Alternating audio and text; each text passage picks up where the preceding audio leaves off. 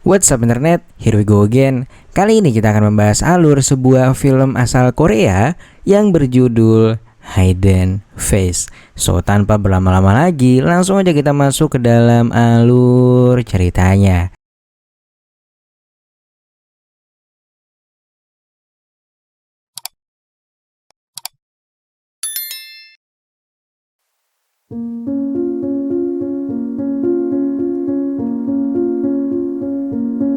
Di awal film, kita pun diperlihatkan dengan seorang pria bernama Sang Jin yang sedang melihat video calon istrinya bernama Suyeon.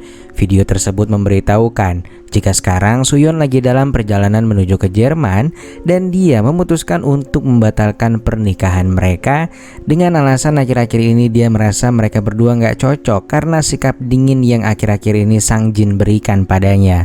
Awalnya dia berniat untuk memberitahukan hal ini secara langsung, namun karena tak siap melihat respon yang akan Sang Jin berikan, jadi hal ini dia sampaikan melalui video saja. Mengetahui semua itu tentu membuat Sang Jin sakit hati, tapi belum sepenuhnya karena masih mungkin kalau Suyeon hanya bercanda. Jadi dia harus memastikan semuanya terlebih dahulu, apalagi mengingat sikap Suyeon yang dikenal cukup egois. Singkat waktu, Sang Jin pun pergi bekerja sebagai konduktor musik. Setelah selesai bekerja, dia kemudian pergi menemui ibunya Suyeon yang juga merupakan atasannya di sana. Di sini mereka pun membahas tentang kepergian Suyeon yang ternyata sudah 12 jam Suyeon tak memberikan kabar.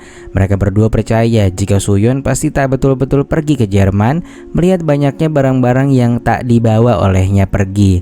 Mungkin sekarang dia lagi bersembunyi di suatu hotel. Dari percakapan ini kita pun juga tahu kalau Suyeon adalah salah satu pemain selo dari grup musiknya Sang Jin. Dan karena posisi tersebut kosong, jadi mau tak mau mereka harus segera mencari penggantinya. Awalnya Sang Jin meminta untuk tunggu beberapa hari lagi dikarenakan mungkin Suyeon sebentar lagi akan kembali. Namun karena ibunya Suyeon sendirilah yang menginginkan Suyeon diganti sekarang juga, jadi mau tak mau Sang Jin harus mengikutinya. Keesokan harinya, calon pengganti Suyeon yang bernama Miju sedang bertemu dengan Sang Jin untuk melakukan wawancara dengannya. Di sana Sang Jin meminta Miju untuk menunjukkan bakatnya, yaitu memainkan selo di depan dirinya. Namun Miju meminta Sang Jin untuk mendengarkan rekaman permainan selo yang telah ia mainkan dulu. Lantas setelah mendengar rekaman itu, sepertinya Sang Jin kurang menyukai Miju untuk menggantikan tunangannya tersebut. Dari wajahnya Miju seperti mengetahui kalau Sang Jin tak menyukainya, dan hal itu membuat Miju segera meninggalkan Sang Jin bersama rekaman musik dirinya. Beberapa hari berlalu, wajah Miju selalu melekat dalam ingatan Sang Jin. Ia bahkan sampai memeriksa media sosialnya untuk meyakinkan feelingnya itu. Akhirnya setelah berpikir beberapa saat, Sang Jin pun memutuskan untuk pergi ke rumah Miju dan meminta maaf atas ucapan yang pernah menyinggung perasaannya. Sang Jin juga mengatakan kalau dia mau menerima Miju sebagai pemain selo dalam orkestra yang akan dipandunya. Akhirnya Miju pun diajak latihan dan Miju mulai menunjukkan kepada Sang Jin kualitas permainan selonya yang membuat Sang Jin semakin tertarik dengan keahliannya itu. Setelah itu Sang Jin pun menyampaikan hal tersebut kepada ibunya Suyeon kalau Miju sudah layak menggantikan peran Suyeon. Lalu kemudian Sang Jin mengajak Miju untuk makan malam bersama dirinya dengan alasan sebagai permohonan maaf. Di saat mereka sedang makan bersama, Sang Jin menceritakan bahwa peran Miju sebelumnya sudah diisi oleh seorang wanita bernama Suyeon. Namun secara mendadak Suyeon justru tiba-tiba menghilang tanpa kabar. Miju pun mencoba menanyakan mengapa Suyeon menghilang tanpa alasan yang jelas. Namun Sang Jin tak ingin menjelaskannya karena dia tak mau membahas hal ini kepada Miju. Setelah pertemuan itu, bayang-bayang Miju seakan terus menghantui pikiran Sang Jin. Lantas esoknya secara kebetulan Sang Jin melihat Miju yang tak bisa pulang karena mobilnya terkunci. Pada akhirnya tanpa basa-basi dia pun langsung mengajak Miju untuk pergi ke rumahnya dan sekedar mengobrol sambil minum-minum cantik. Tanpa diduga, obrolan itu membawa mereka larut dalam suasana sampai pada akhirnya mereka pun melaksanakan apa yang dinamakan dengan perpusrengan duniawi. Lantas kita pun dibawa flashback ke 3 hari yang lalu. Terlihat terlihat Sang Jin menjemput Suyeon di bandara. Namun sebelum menemui Sang Jin, Suyeon menemui Miju terlebih dahulu. Mereka ternyata saling kenal dan sejak lama keduanya sudah saling bersahabat. Anehnya Suyeon terlihat kurang menyukai keberadaan Miju.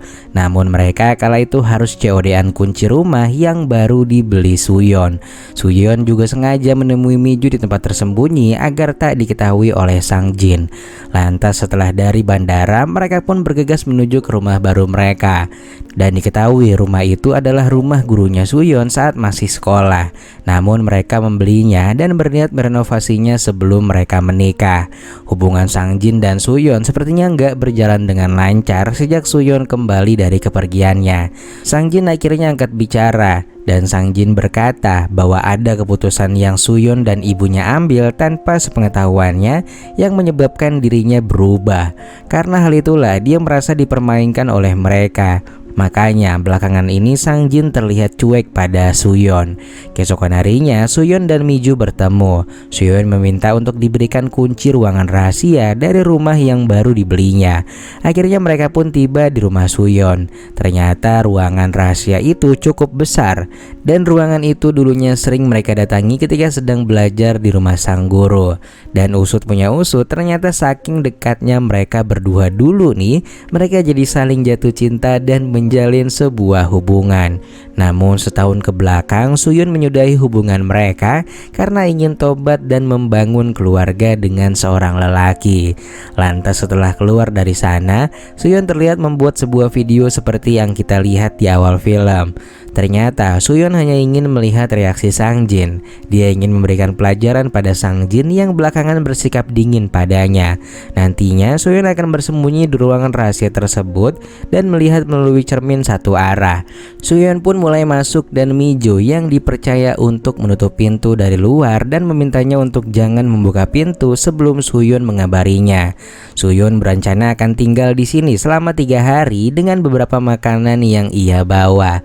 Namun ketika sudah di dalam ternyata nggak ada sinyal saking kedapnya cuy. Dan inilah awal penyesalan Suyeon terjadi. Keesokan harinya Sung Jin terlihat menyaksikan video yang dibuat Suyeon. Saat itu terlihat Sang Jin yang benar-benar menyesal, yang membuat Suyeon menjadi cukup senang. Lalu di hari kedua ia pun memperhatikan Sang Jin yang benar-benar galau. Dan lagi-lagi hal ini membuat Suyeon merasa puas. Suyeon awalnya ingin mengabari Miju kalau ia ingin segera keluar. Namun ia teringat kalau ponselnya sama sekali tak mendapatkan sinyal. Suyeon pun dengan sekuat tenaga mencoba keluar dan mencari bantuan.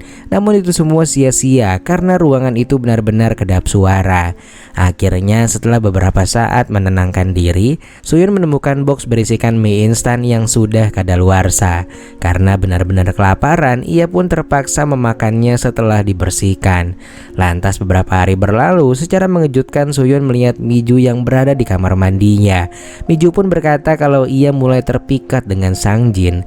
Ia juga mengaku baru saja selesai makan malam dengan Sang Jin. Dan sebentar lagi ia akan menunjukkan bagaimana ia bisa menaklukkan kekasihnya Suyeon.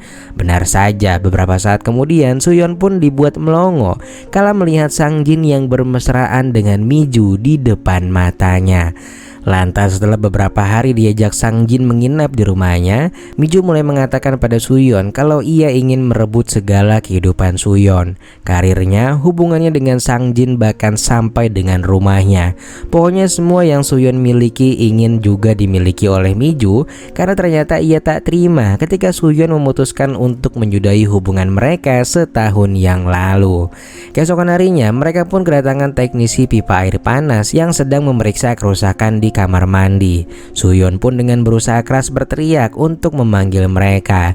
Akan tetapi usahanya seakan sia-sia. Sang Jin dan teknisi itu sama sekali tak mendengar apa-apa. Di sore harinya, Direktur Haeyoon alias ibunya Suyeon merasa ada keanehan dengan kepergian Suyeon, yang sampai saat ini mereka nggak mengetahui kabar beritanya. Haeyoon pun menyarankan agar Sang Jin melaporkan kasus hilangnya Suyeon kepada polisi. Di sisi lain terlihat Suyeon yang sedang berusaha bertahan hidup dengan makan makanan yang sudah expired sejak bertahun-tahun lamanya. Malam harinya Sang Jin diajak untuk main ke rumah Miju. Namun ia melihat keanehan kode kata sandi rumah Miju. Kode kata sandi itu sama dengan tanggal kelahiran Suyeon. Miju mengatakan kalau itu hanyalah kebetulan. Di sisi lain, petunjuk hilangnya Suyeon perlahan ditemukan oleh ibunya Suyeon. Dia pun meminta Sang Jin untuk memeriksa video sebelum dia menghilang, karena di belakang video itu terdapat tangan seseorang dari pantulan cermin. Sang Jin pun merasa kalau ia mengenali gelang yang terdapat pada video itu. Dia merasa tak asing melihatnya. Setelah itu, Sang Jin pun meminta Miju untuk menemuinya di rumah dengan alasan merindukan keromantisan Miju padanya. Di saat Miju sedang mencuci buah di dapur, Sang Jin pun mencoba membuka kata sandi handphone Miju dengan angka kelahiran Suyeon. Ternyata usaha Sang Jin berhasil membuka ponsel Miju. Ia pun dibuat semakin terkejut ketika melihat foto wallpaper handphone Miju yang ternyata ada Suyeon di dalamnya. Sang Jin pun meminta dengan segala hormat agar Miju memberitahu keberadaan Suyeon sekarang. Miju pun mengakui kalau dirinya sedang bersama Suyeon saat video itu dibuat. Namun mengenai keberadaannya, Miju sama sekali tak mengetahuinya. Lalu saat Sang Jin kembali ke rumah dan sedang mencuci tangan, tiba-tiba air yang keluar dari keran mendadak mati nyala sendiri seperti ada yang memainkannya. Hal ini pun membuat Sang Jin curiga kalau ada orang di belakang dinding kamar mandi. Dia kemudian meminta orang tersebut menyalakan air untuk meyakinkan firasatnya. Suyeon pun menurutinya dan membuat Sang Jin yakin kalau ada seseorang di balik dinding kamar mandinya. Sang Jin kemudian mengetes sekali lagi. Jika orang itu adalah Suyeon, maka kembali nyalakan airnya. Mendengar hal itu lagi-lagi Suyeon pun menurutinya. Lantas setelah itu Sang Jin langsung menemui Miju dan menanyakan mengapa Miju tega melakukan itu kepada Suyeon. Miju mengakui perbuatannya itu dilakukan karena Suyeon telah memutuskan hubungannya setahun yang lalu. Miju juga belum bisa memberikan kunci ruangan rahasia itu untuk melepaskan Suyeon. Katanya ia ingin Suyeon merasakan penderitaannya terlebih dahulu.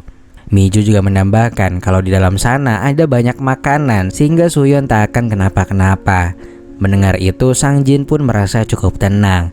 Namun pada keesokan harinya, Sang Jin kembali menemui Miju dan berkata akan melaporkan perbuatan Miju kepada polisi kalau Miju masih tak mau memberikan kunci ruangan rahasia tersebut. Akhirnya, karena tak mau masuk bui, Miju pun mau membukakan pintu rahasianya. Lantas mereka berdua pun masuk ke dalam ruangan itu dan melihat Suyeon dengan keadaan yang sudah tak sadarkan diri. Miju mencoba memastikan kalau Suyeon masih bernafas. Namun secara tiba-tiba Suyeon pun terbangun dan langsung menghentem si Miju hingga ia pingsan. Suyeon lalu meminta Sang Jin untuk segera keluar dan membiarkan Miju selama beberapa hari di tempat tersebut. Setelah Suyeon keluar dari ruangan itu, Suyeon mengatakan dari jendela kalau Miju harus merasakan apa yang ia rasakan selama di dalam ruangan rahasia tersebut. Dan lebih parahnya lagi, Suyeon ingin Miju berada di dalam sana selama berbulan-bulan dan Suyeon ingin dia menjadi semacam peliharaannya.